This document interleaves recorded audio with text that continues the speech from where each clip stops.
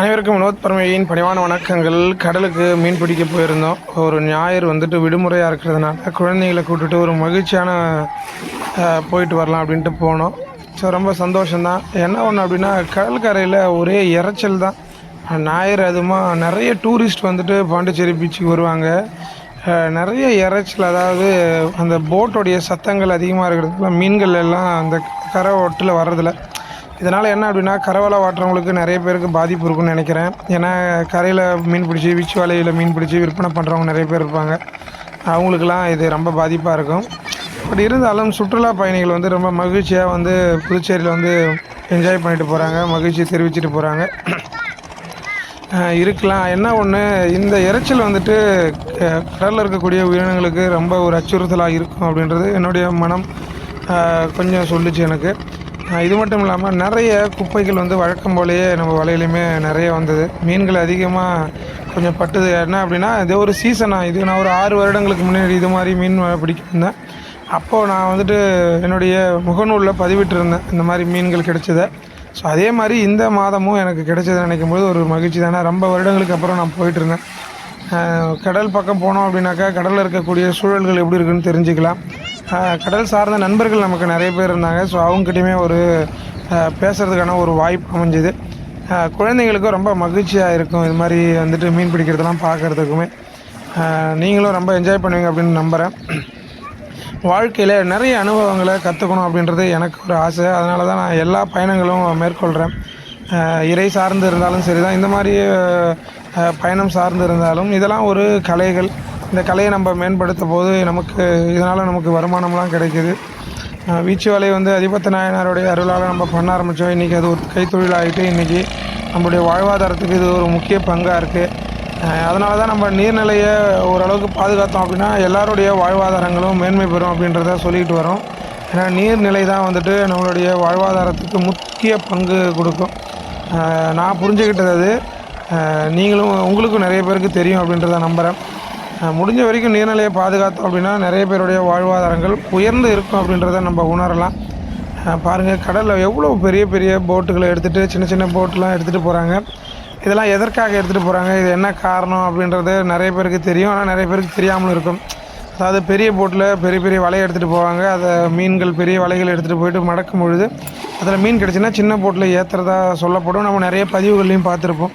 இதெல்லாம் நேராக பார்க்கும்போது என்னுடைய குழந்தைகளுக்கு நிறைய கேள்விகள் எழும்பொழுது அந்த கேள்விகளுக்கான பதிலை நான் விளக்கம் பண்ணி கொடுத்துட்டு இருந்தேன். ஸோ அவங்களுக்கு ஒரு அனுபவங்களை கொடுக்கும். எனக்கு என்னுடைய பெற்றோர்கள் கடல் சார்ந்து என்னை இட்டுட்டு வந்ததில்லை. நான் என்னுடைய அனுபவங்களில் தான் இதெல்லாம் தெரிஞ்சுக்கிட்டது. ரொம்ப மகிழ்ச்சி. என்ன அப்படின்னாக்கா, என்னுடைய குழந்தைகளுக்கு சிறு வயதிலே நல்ல நல்ல செயல்பாடுகளையும் விளக்கங்களையும் கொடுக்கும்போது ஒரு மகிழ்ச்சி அளிக்கும். கடலில் எண்ணற்ற உயிரினங்களை நம்ம பார்க்க முடியும். அதாவது அதோடய பேர்களை நம்ம குழந்தைங்களுக்கு தெரிஞ்சோ தெரியாமலோ சில விஷயங்களை நம்ம மற்றவங்ககிட்ட கேட்டாவது நம்ம பகிர்ந்துக்கும் பொழுது சில அறிவுகள் அவங்களுக்குள்ளே வளர ஆரம்பிக்கும். இது உங்களுக்கு எல்லாருக்குமே தெரியும். வீச்சு வலை நான் விற்பனை பண்ணுறேன், பழுது நீக்கி தரேன் அப்படின்ட்டு.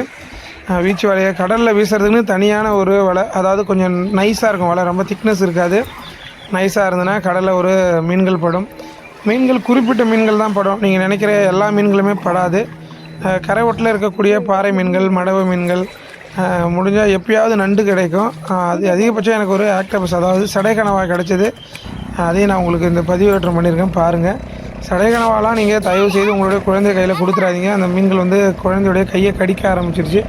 ஸோ என்னுடைய மகனையும் கடிச்சிட்டு அவன் ரொம்ப வருத்தப்பட்டான். ஸோ அதனால் நண்டும் இந்த கனவா மீன்கள்லாம் அந்த கெளுத்தி மீன்கள்லாம் குழந்தையோடைய கைகளை விளையாடுறதுக்கு கொடுத்தீங்க அப்படின்னா பாதிப்புக்கு உட்படுத்தும். ஸோ என்னுடைய அனுபவங்களை நான் உங்களுக்கு பகிர்ந்துக்கிறேன். ஸோ இந்த மாதிரி ஒரு இடர்பாடாக ஒரு பாதிப்பு ஏற்பட்டுச்சு. பாறை மீன்களுமே படும். நிறைய பாறைகள் அந்த சீசனுக்கு பாறை மீன்கள் கிடைக்கும். அதிகப்படியாக கரை ஒட்டில் வரக்கூடியது இந்த மடவை மீன்கள் தான். அதோட பாலக்கெண்டை அப்படின்னு சொல்லக்கூடிய மீன்கள். இதெல்லாம் நான் தொடர்ந்து ஒரு விடுமுறை நாட்களில் போகிறது வழக்கம். ரொம்ப மகிழ்ச்சியாக இருக்கும். என்ன ஒன்று, நம்ம ஞாயிறு அன்று போகும்போது ரொம்ப இறைச்சலாக இருக்கும்போது மீன் பிடிக்க முடியல. ஏன்னா போட்டோடைய சத்தங்கள் அதிகப்படியாக இருக்கும்பொழுது மீன் கிடைக்கல. அதிகமாக கிடைக்காத காரணம் என்ன அப்படின்னா, அந்த இறைச்சல் சத்தத்தில் மீன்கள் தூரமாக போயிடும்.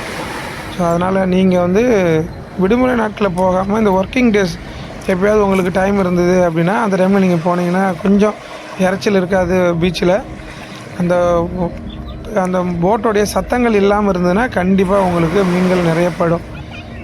எனக்கு கொஞ்சமாக பட்டுது. நம்ம அதை ஒருத்தவங்க கேட்டாங்க, ஐயா எனக்கு மீன் விற்பனைக்கு தருவீங்களான்ட்டு. நாங்கள் யாரை ஒரு 90 ரூபாய்க்கு விற்பனை பண்ணிட்டுமே போனோம்.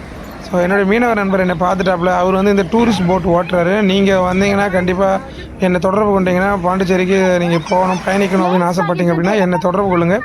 நான் அவருடைய நம்பர் தரேன். நீங்கள் அங்கே போய்ட்டு அவர் கூட நீங்கள் பயணம் பண்ணலாம். அவர் உங்களை அழகாக கடல்லாம் சுற்றி காட்டுவாப்புல. என்னோட நண்பர் தான். எனக்கு ரொம்ப மகிழ்ச்சி. அவரும் என்னை கூப்பிட்டு இருந்தாப்புல, ஐயா வாங்க ஒரு நாள் நம்ம பயணம் பண்ணலான்ட்டு. நேரம் இல்லாதனால போக முடியல. அவர் அவங்க சுற்றுலா பயணியோடு வந்துட்டு என்கிட்ட உரையாடிட்டு போனாப்புல. நீங்கள் எப்போயாவது என்னுடைய நண்பர்கள் என்னை சார்ந்து இருக்கக்கூடிய சப்ஸ்கிரைபர் வந்தீங்க அப்படின்னா கண்டிப்பாக நீங்கள் என்னை தொடர்பு கொள்ளலாம். ஒரு மகிழ்ச்சியான ஒரு தருணம் தான். ரொம்ப மகிழ்ச்சியாக இருக்கும். கடற்கரையில் நம்ம நிறைய விஷயங்களை பார்க்கலாம், நிறைய நண்பர்களை சந்திக்கலாம். கடற்கரையில் நம்ம வந்து நம்மளுடைய நேரங்களை செலவிடும்பொழுது நிறைய மனம் சார்ந்த எண்ணங்கள் நமக்கு மாறுதலுக்கு உண்டாகும். மனம் வருத்தமாக இருந்தது அப்படின்னா கடல் பக்கம் வந்தீங்க அப்படின்னா மனம் நிறைவு பெறும். அந்த அலையோடைய சத்தத்தை பார்க்கும்பொழுது நம்மளுடைய மன ஓட்டங்கள் வந்து ரொம்ப மகிழ்ச்சியான ஒரு சூழலில் அமையும். நான் என்னென்னா அந்த நேரங்களை நம்ம கொஞ்சம் பயனுள்ளதாக ஆக்கிக்குவோம். நம்ம எப்பயாவது தானே கடலுக்கு வரும், அப்படியே இந்த வீச்சு வேலையை நம்ம பயன்படுத்தணும்னா நம்ம சார்ந்து இருக்கிறவங்களுக்கு மீன்கள் கொடுக்கலாம் அப்படின்றதுக்காக வந்தோம். எனக்குமே ஒரு எக்ஸ்பீரியன்ஸாக இருக்கும் கடலில் மீன் பிடிக்கிறது, வலை வாட்டுறது அப்படின்ட்டு. ஏன்னா நம்ம அதிபத்த நாயனாருடைய வழியில் வர்றதுனால கண்டிப்பாக நான் கடல் சார்ந்து வந்தே ஆகணும். வரலனாலும் என்னுடைய மனம் அங்கே நிற்க விடாது. கண்டிப்பாக என்னை எப்பயாவது கொண்டு வந்துடும். உங்களுக்கு தெரியும் நினைக்கிறேன். என்னுடைய நிலையை நீங்கள் பார்க்கும்பொழுது உங்களுக்கு புரியும் நினைக்கிறேன். எனக்கு மனம் நெருடலாக இருந்தது அப்படின்னா கண்டிப்பாக நான் கடல் சார்ந்து வந்துடுவேன், நீர் சார்ந்து போயிடுவேன். இந்த பை நம்ம மீன் போடுற பை தான். என்ன ஒன்று, இந்த பையில் நாங்கள் மீன் போட்டு வரும்போது நிறைய பேர் நான் மீனவர் நினச்சிட்டு நிறைய பேர் மீன் கேட்டாங்க. இவர் நம்ம மீன் விற்போம் அப்படின்னு கேட்டாங்க. ஆனால் நம்மளுமே மீன் கொடுத்துட்டு தான் வந்தோம். எனக்கு ஒரு மகிழ்ச்சியாக இருந்தது. பரவாயில்ல, நம்மளும் மீன் கொடுத்துட்டு வந்திருக்கோம் அப்படின்னும்பொழுது இவர் இந்த கனவா மீன் தான் கடிச்சிடுச்சு. ஸோ தயவுசெய்து நீங்கள் கனவா மீன்களை குழந்தைகளுடைய கையில் விட்டு விளையாடாதீங்க. இது என்னுடைய எக்ஸ்பீரியன்ஸ். இது நிறைய என்னுடைய வீடியோ பார்க்குறவங்க இப்போ கனவா மீன் கடிக்கும் அப்படின்றத இந்த வீடியோ பார்த்து தெரிஞ்சுக்குங்க. எனக்கு கொஞ்சம் கஷ்டமாக இருந்தது. தம்பி வந்துட்டு அழுதுட்டாப்புல. இந்த பாறை மீன்கள்லாம் நம்மளுடைய வலையில் பட்ட பாறை மீன்கள் தான். பரவாயில்ல, ஒரு வீட்டுக்கு தேவையான பாறை மீன்கள் பட்டு கிடைச்சிது. என்னுடைய அக்கா வீட்டுக்கும் கொடுத்துட்டு நாங்களும் வீட்டுக்கு புறப்பட்டுட்டோம். நீங்கள் பீச் வலை வீச தெரிஞ்சவங்க இருந்தீங்க அப்படின்னா கடல் சைடு போய்ட்டு ஏதாவது விடுமுறை நாட்களில் வீசி மீன் பிடிச்சிங்க அப்படின்னா உங்கள் வீட்டுக்கு எடுத்துகிட்டு போகலாம். சொன்னேன் இல்லையா, நிறைய குப்பைகள் வந்து அந்த அலையில் அடிச்சிட்டு வரும். ஆனால் கடல் வந்து கண்டிப்பாக நல்ல விஷயங்களை மட்டும்தான் எடுத்துக்கும், கெட்டதை வாங்கவே வாங்காது. நீங்கள் கடல் மாதிரி இருக்க முயற்சி பண்ணுங்கள். எப்படி கடல் வந்துட்டு நல்லதை மட்டும் உள்வாங்குதோ, குப்பைகள்லாம் வெளியே தள்ளுதோ, அதை மாதிரி நல்ல எண்ணங்களை மட்டும் உள்வாங்குங்க. கெட்ட தீய எண்ணங்களை குப்பை போல் வெளியே தள்ளிடுங்க. உங்களுடைய வாழ்க்கை நிறைவு பெறும். கடல் மாரி ரொம்ப தூய்மையாக இருப்பீங்க. உங்களை சந்திக்கிறதுக்கு நிறைய மக்கள் வருவாங்க. புரியும்னு நினைக்கிறேன்.